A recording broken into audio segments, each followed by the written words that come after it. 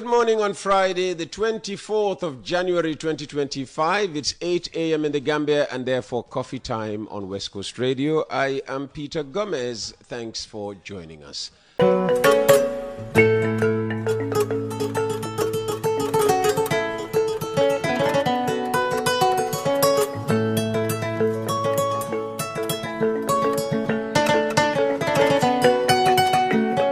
Our guest is an animal lover from Jambanjeli, currently living his dreams in Europe. Let's meet Dr. Buba Baji. Dr. Baji, welcome to West Coast Radio and Coffee Time in particular. Thank you, Peter. It's an honor. It is a dream come true to be sitting in front of you, the legendary voice. I heard about you. I've not seen you. Here I am, face to face with you. Fantastic. Thank you for having me. And God, you're so early. I mean, 8 o'clock appointment, you arrive here before 7. You know, Peter, one beautiful thing is I have people around me and they say, hey, Buba, you're European, this is Gambian time. I said, no, there's only one human time. There's no Gambian time in my life. 8 o'clock is 8 o'clock. So I started early off from Jambanjeli because I just want to beat the traffic. Fantastic. And eventualities. You're from Jambanjeli, actually. So every time you come back here, you go back to Jambanjeli. You're not those people who, after, spending time in the West, when they come back, they want to live in a Fajara or a Brusubi or, those posh areas of the country. Those posh areas of the country. When I was small, Peter, we've always, I had a group around me and we've always called Jambanjeli Jam City. And today, Peter, you will believe and understand that vision is being realized. I've always said that Jambanjeli would be a city. Is the Gambia's second city? Gambia's second city. I'm for real. Serekunda is not the city yet. No. Serekunda, wake up. We've gone past you. Dr. Buba Baji is with us for the full hour, and we'll get to know him better.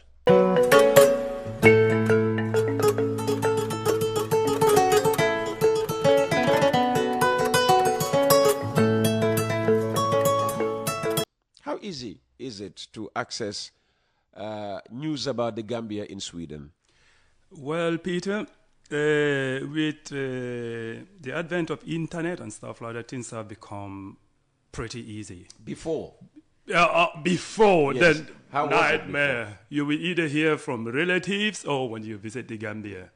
So that was it. The outreach of the Gambian national television and radio was poor. But right now, I would tell you that I have the possibility via satellite TV to be watching. Fantastic.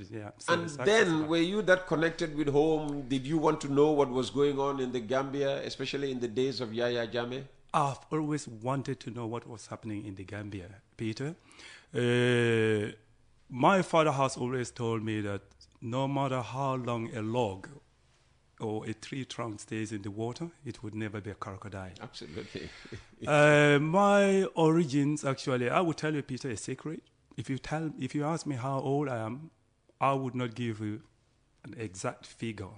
And this is just simply due to the fact that my mom and dad were not alphabet. Yeah, so they've never been to school. Born in the Gambia, Jambanjeli, Jam City, as I said, some time back in the 60s. Exactly, no idea. What I know is that when I wanted to do my passport, I went to my mom and then I said, hey, I need a copy of my birth certificate. She said to me, what were you talking about? As the termites is gone. Yeah, I went to the registry, they couldn't find it. I needed the paper so desperately. So somehow I coined 66-12-12, December, for a reason, easy to remember.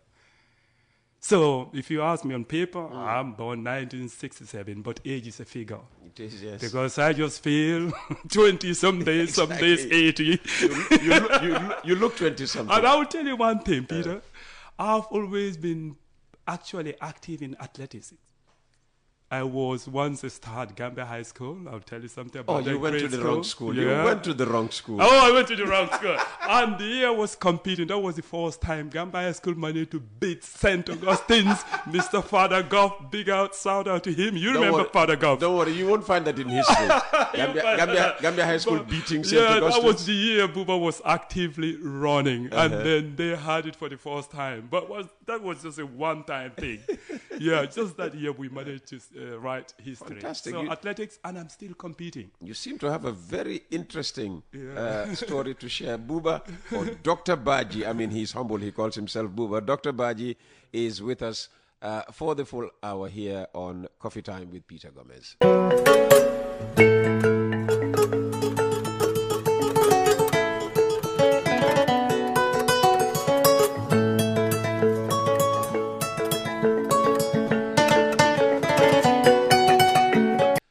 It's Friday, the 24th of January, 2025, and live on West Coast Radio. It's Coffee Time with me, Peter Gomez. Thanks for joining us.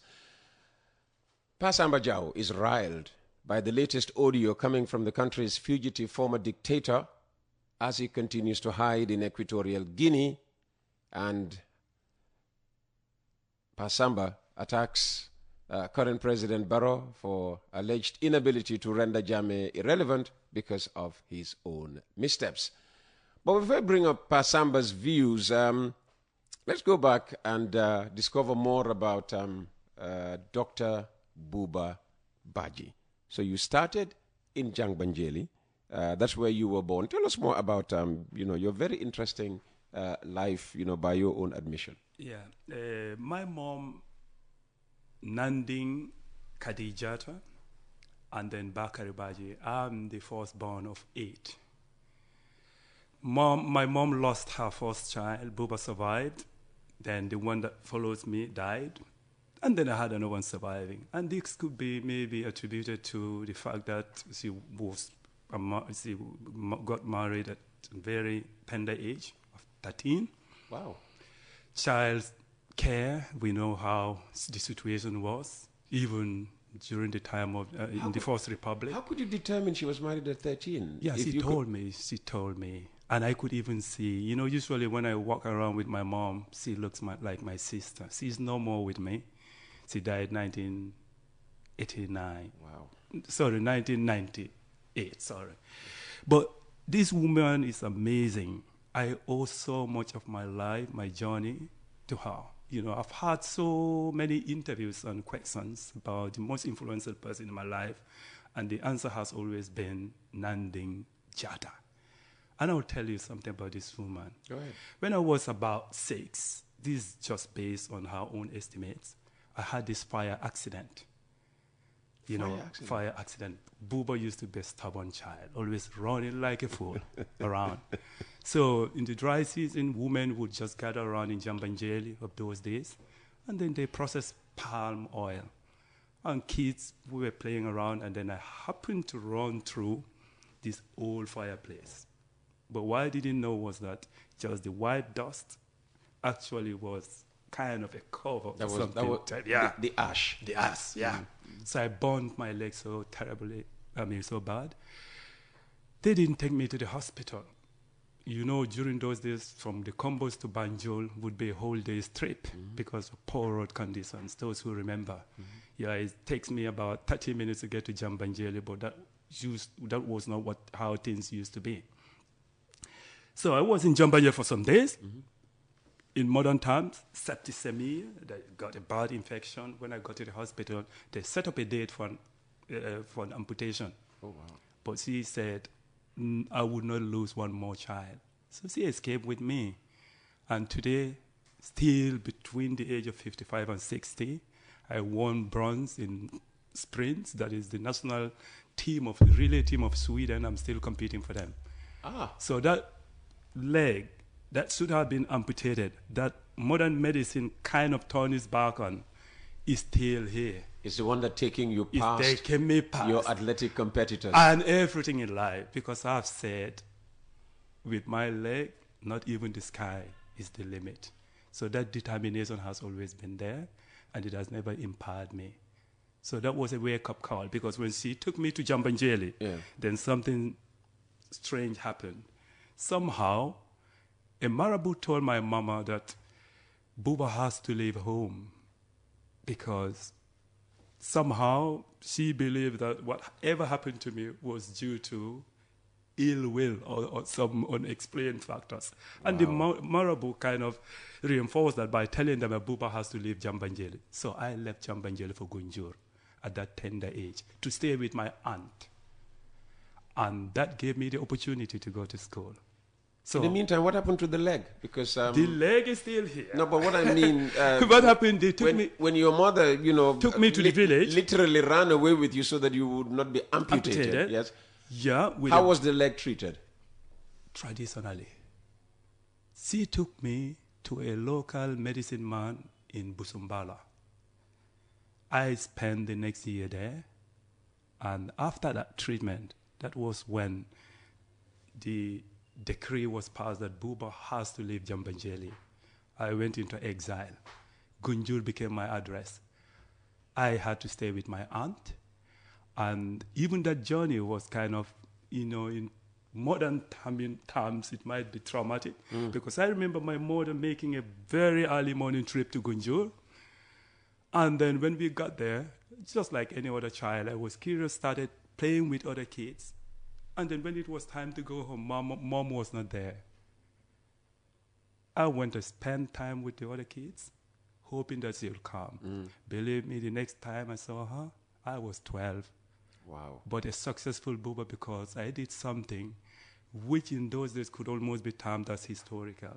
I passed the common entrance examination in Gunjur. Well, first you had to go to school. I went to school in Gunjur. So your aunt enrolled you. Enrolled me in Gunjur because they had the opportunity. They had a better school at that time than even. So Gunjur was a blessing in disguise. Gunjur was a blessing in disguise. That is why even the people of Sokoto today, when I speak Mandinka, they could swear by the Holy Quran that Buba is from Gunjur because I have their accent. They'll be saying Tole Ba, Ali Diam. Oh, Sokoto calling Al Kontong.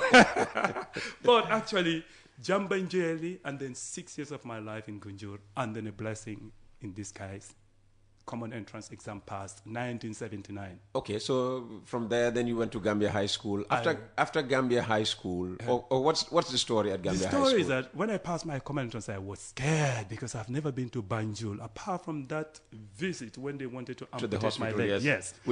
So the next trauma getting back to Banjul would have been traumatic. I was traumatic. Banjul wasn't a good memory. When my mom told me, I said, Banjul wanted to take my leg. That's my city of birth. You better fall. That's your city of birth, Peter. And that's where the hospital was. You better fall in love with it. But now I love Banjul because something, it gave me some of the most interesting periods of my life.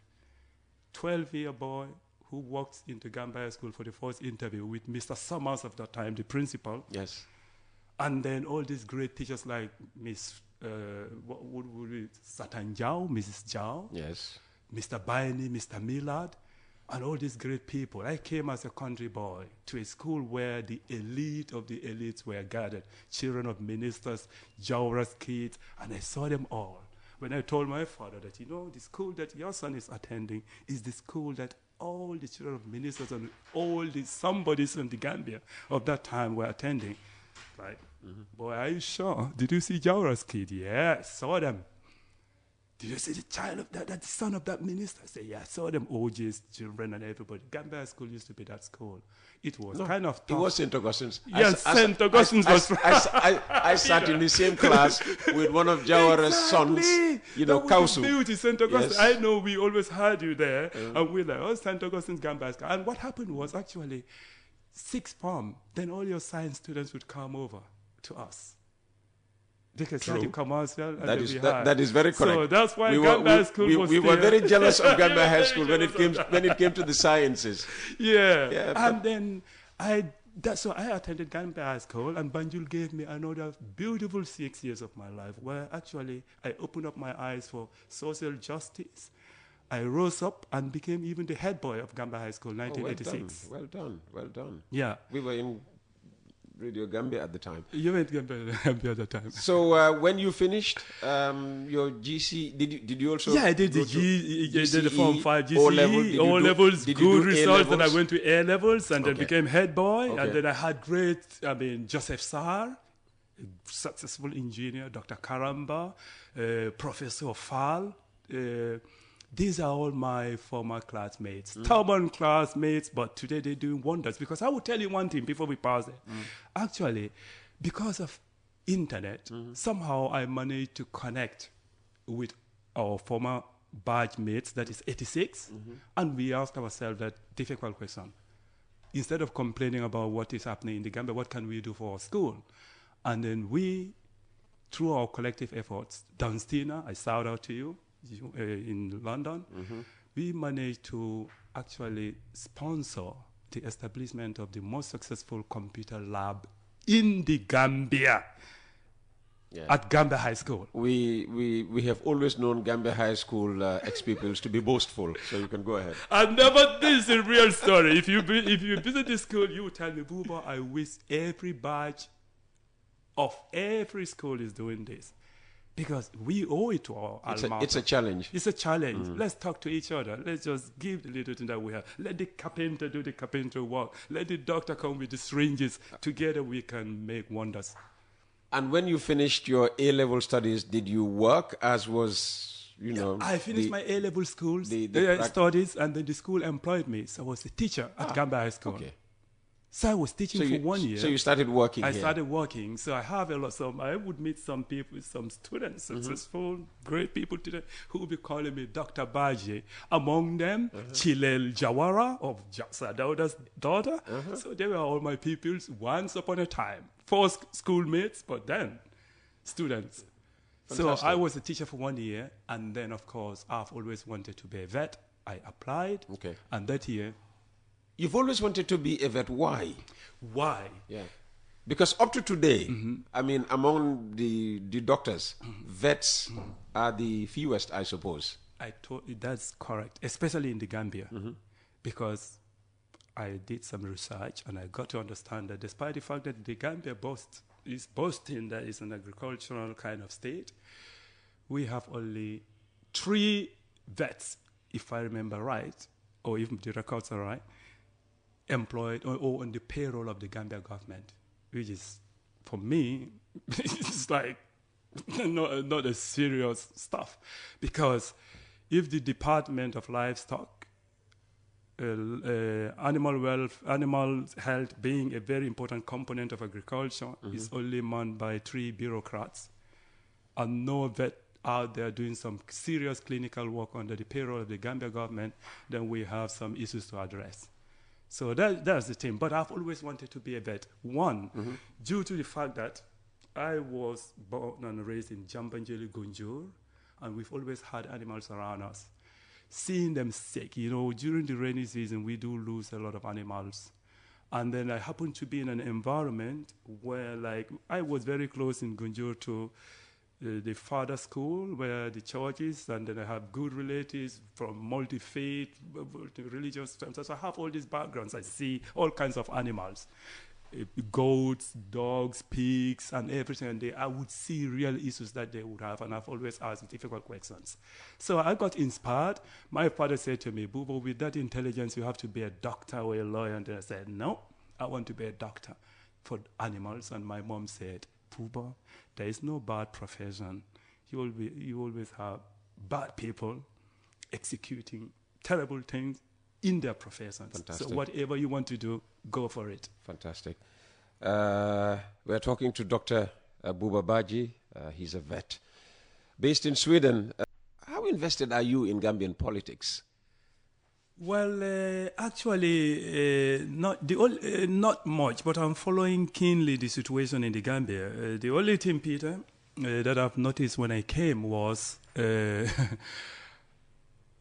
compared to many parts of the world, I think we have this 24/7 around the clock politics in the Gambia, which might be healthy due to the fact that we came from a period when Somebody made that comment. Yeah. That we've been politicking since 2016. Yeah.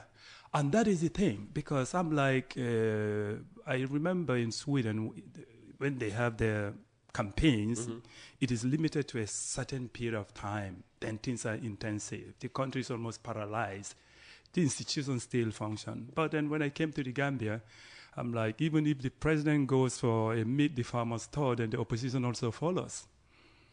Do you understand? I'm like, when is the campaign period? Yeah. Well, maybe it is healthy in a democracy, but we've got to a point where I feel that there's the politics in the Gambia is so defensive, because whatever you do, you don't have time to defend the policy. You're almost there to by hook or crook.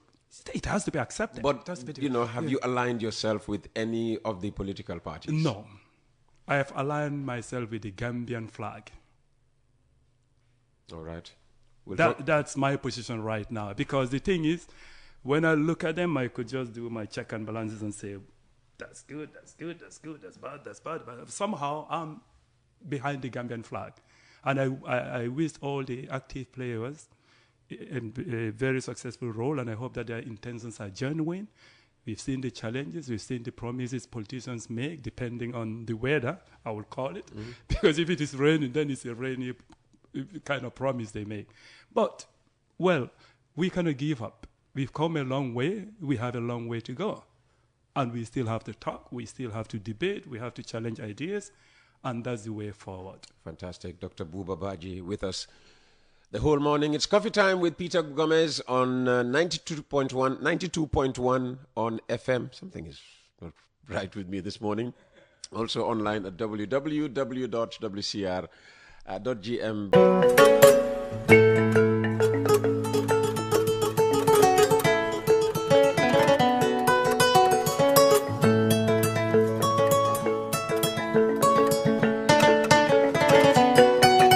Welcome back. We have 10 minutes to the end of the program, and we are with Dr. Badjie. So we learned a bit about your educational career, your educational background. So when you decided you wanted to become a vet, in those days, Gambia had no university, yet. Where did you go first for further studies? Peter, I applied for a scholarship, and then I went to former Soviet Union. 1987. So I was there during the collapse of the Union. Mikhail Gorbachev was then the supreme commander of the highest council. So being there from 87 to 93. And what time did you arrive? Did you arrive in the middle of winter? In August. It was summertime. Well, but then, lucky you. That would be but still very cold. And it was an experience. So I spent another 6 years in Soviet Union. We studied the language 1 year, and then we had the entire program in Russian language. And I speak it perfectly. You speak Russian perfectly? I speak Russian perfectly. Здравствуйте, дорогие. You can say anything. I can say anything. And then actually it is benefiting me, because even in Sweden, where I am, I'm the personal vet of the entire Russian diplomatic corps. We'll get to your career in Sweden. Yeah. So I studied, let's just build up. Just build up. So I studied there, graduated 93, and then went over to Sweden. And once again, my degree was questioned, because they didn't recognize the degree from the East, due to geopolitics, I would say. And Sweden was then outside the European Union. Okay. So they only recognized it. So how did you move from Russia to Sweden? And, why Sweden? That was because during my studies, I met this beautiful Swedish lady, youngster, Cecilia. Got married to her, and then we had our 2 kids, to get 2 beautiful kids. And then she was still studying. While still in Russia? Yeah. You got your kids while still? No. I met her whilst I was still there, the last 2 years of my studies. So I've been going to Sweden. Okay. I'm back. I remember you asked me about Demba Conter. And those were the days that I used to know him, and when he was actually in the peak of his career. Yeah. So Sweden became kind of my second home due to family ties. I came with Cecilia because to do my thesis, my practical work here at the then Department of Agriculture, Buba, at the Central Clinic. And when, unfortunately, those 3 months made me understand that, Buba, if you really want to be a vet, then this is not the place. Because the Central clinic was just not what I thought it should be. So I had to make this difficult decision that if I don't want to be one of those signing degrees and writing papers, I would have to make a career. Because I remember one of my teachers told me, Buba, you know, when you from Africa especially graduate your 40 years, you are the finest that we always produce. But then 5 years on in your careers, when you meet your colleagues who were kind of behind you, they will become professors and the scientists and the Nobel laureates, and we wonder what happens to the African intellectuals after graduation. And I knew the answer, because then that's when we stopped learning. I can't help reading out this text message, and I blame you for it. Okay. Read it out. Somebody saying, another GHS guy on the show who is making you accept that GHS was the best, and that is not boasting. It is simply asserting the bragging rights. Have a great day and weekend, my friend. All right. Well, I'll sound it out. And you know, that library actually made to produce the people, because I remember I was head boy. And let me just say that's from Lamin Mane, who was formerly with the African Development Bank. He's retired now and very active in politics with the UDP. I was going to invite him to the studio next week, but I will not. You will not. No. Well, I think that library was healthy because it produced the finest. Absolutely. I remember Moros is a fine international pushed each other. We pushed each other. Yeah, and that's what it should be. We cannot just be thinking the same way. We cannot think that we are all the same. If you wore the blue and white of St. Augustine's, you made the guy from Gambia High School know that you were better. Exactly. You know? And then we are like, no. So, Peter, that's the beauty of Gambia, you know. So then, because of your wife, I went to Sweden. You transitioned to Sweden. And how did you begin in Sweden? Oh, terrible.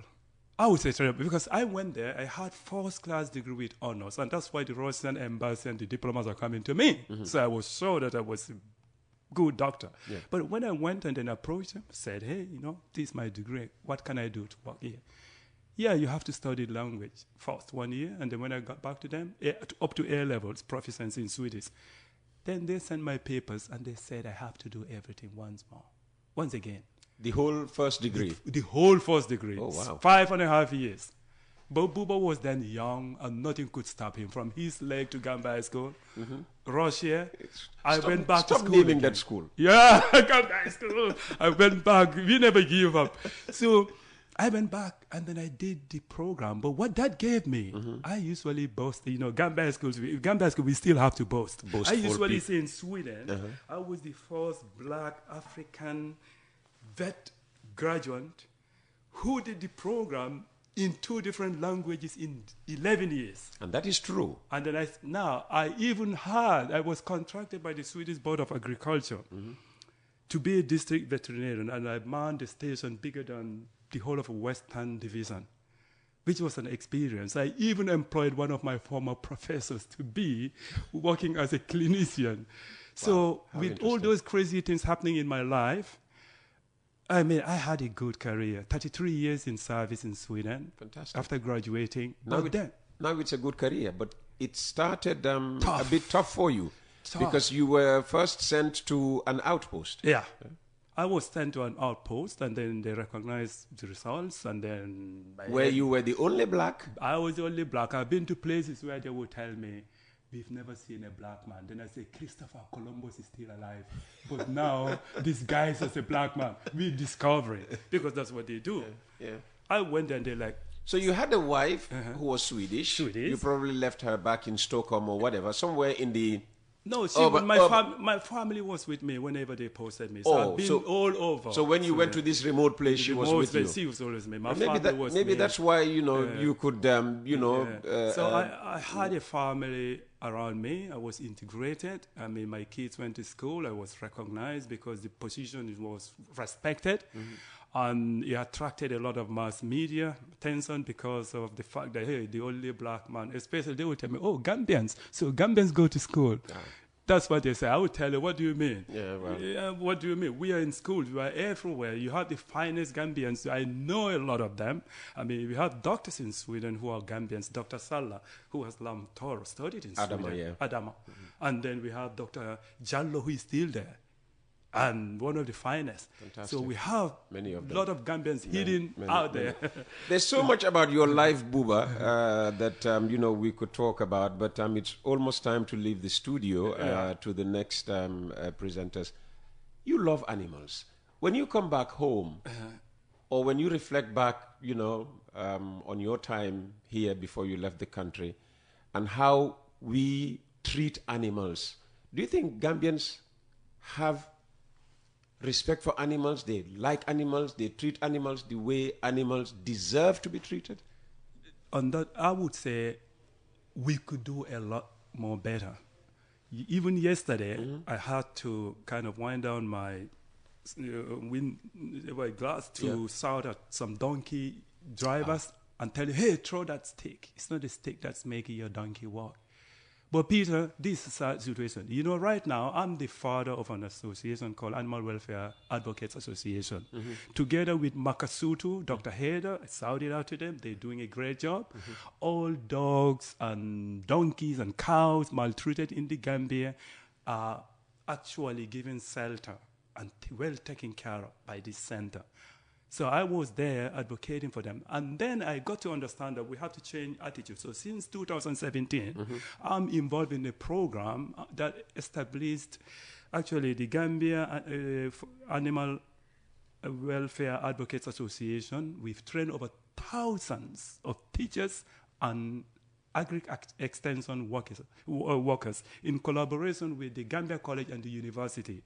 It is actually now part of a mandatory course for the teachers of the Gambia College.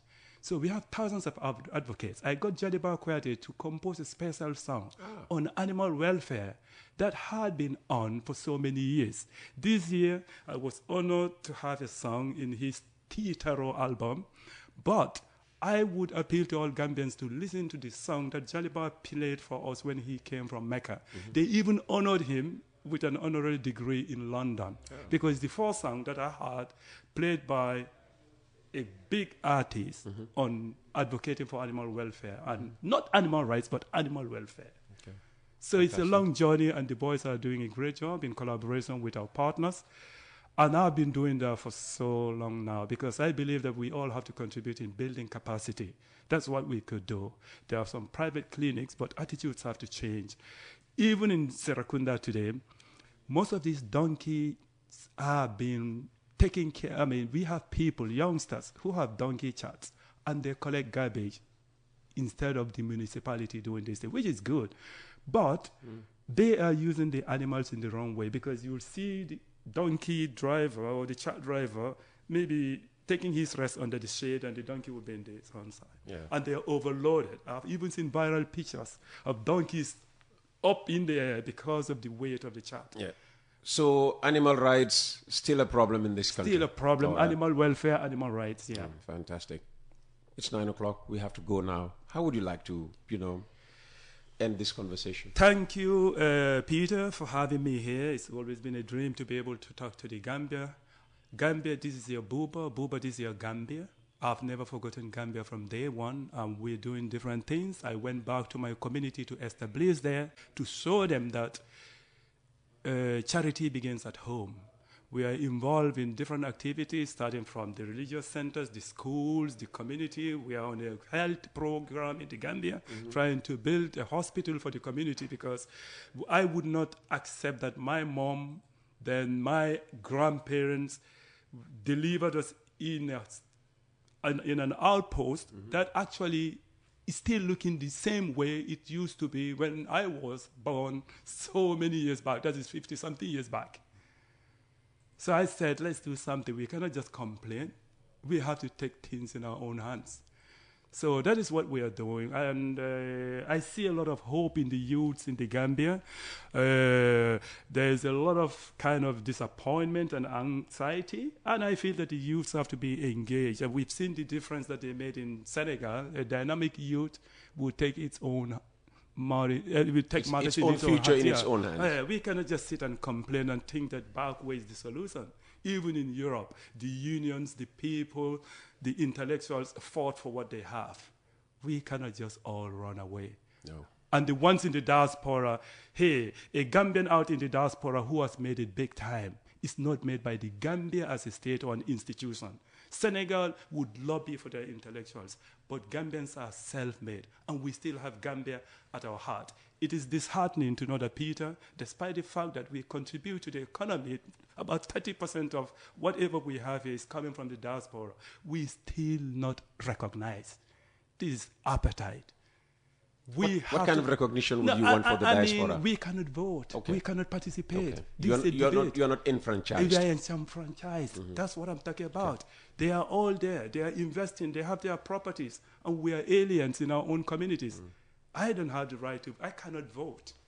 I cannot even make a difference. My voice is not heard. Does that make you angry? It makes me angry, frustrated, because Gambia belongs to all Gambians, no matter where you are. If you're ready to take up responsibility, it should be welcome and recognized. And this is an appeal to the government. This is an appeal to all. They promise, but once they are there, they forget that promise. Is that a betrayal to you? It's a betrayal to the diaspora.